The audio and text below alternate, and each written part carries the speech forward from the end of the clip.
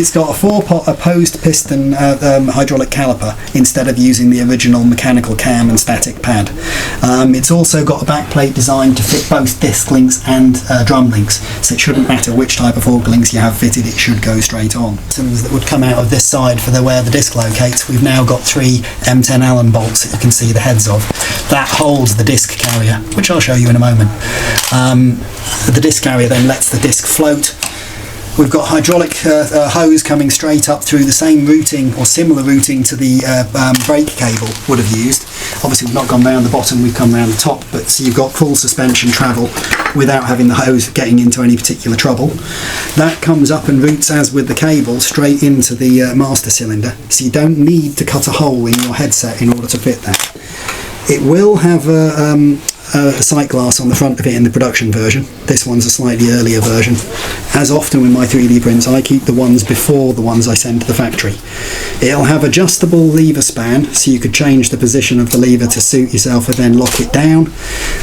It's been designed for the Lambretta, so if you put your hand in the position you'd usually expect it to be, the lever lines up with your hand.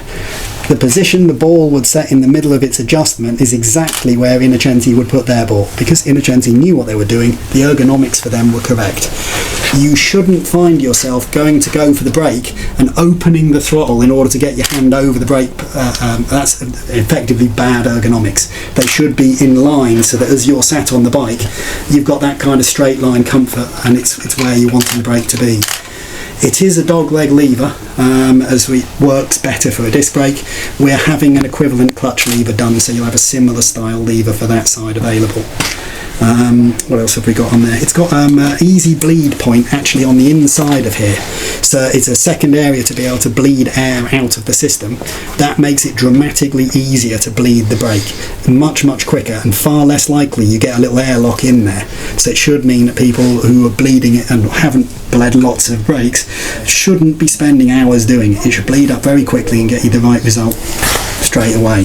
Fingers crossed. These parts will all be in CNC aluminium. That's the 3D printed version. That's black anodized. We'll have them both in the silver finish and in the black anodized finish.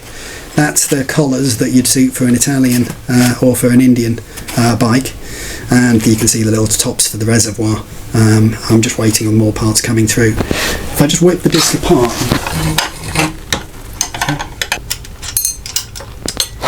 there will be an issue. The standard one, you have the fun of trying to pull the disc over the dowels that it's located on, and they tend to get stuck, and you're wiggling about and you're turning the thing round to try and get it to do that. This one won't have that issue because we're going to undo the 3 M10 Allen bolts that are holding it in, but it does mean you've got to actually undo the disc carrier to get full access.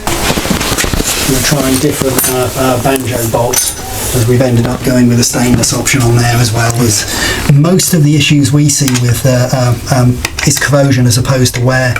So it does then make a lot of sense to go. Let me just take this outside.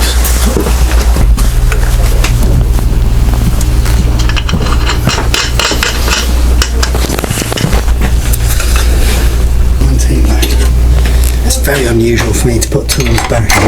I noticed that with your hammer collection down here. Yes. Those out of there.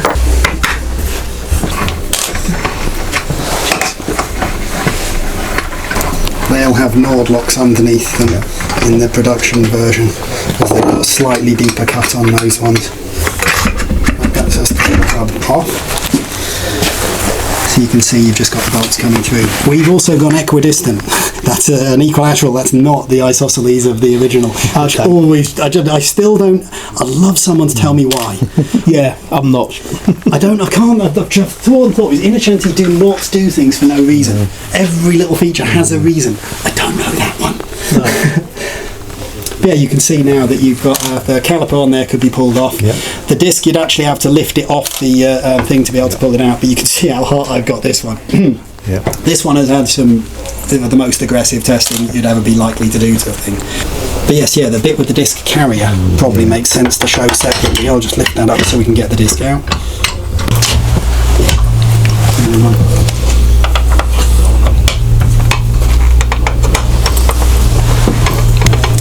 We could advertise it's radially mounted, but I've always found that a kind of humorous thing. It's just the direction from which the bolt's going. But yes, so that's the disc. And you can see the little edges of the ball catches. If I try and move the disc on there, you can see it's got float. But the float is constrained. I'll have to take the circlip off to show you. There's little ball catches, just like you'd have to close your cupboard. They're in there so that the disc effectively won't rattle. It's given it, but it does mean you'll always have that tiny bit of play, because it's a floating disc. If you apply the brake and try and turn the wheel backward and forward, you'll actually feel that tiny bit of play in there. Obviously, in actual application, when you apply a brake, it takes that play up and it doesn't throw it back at you a second time.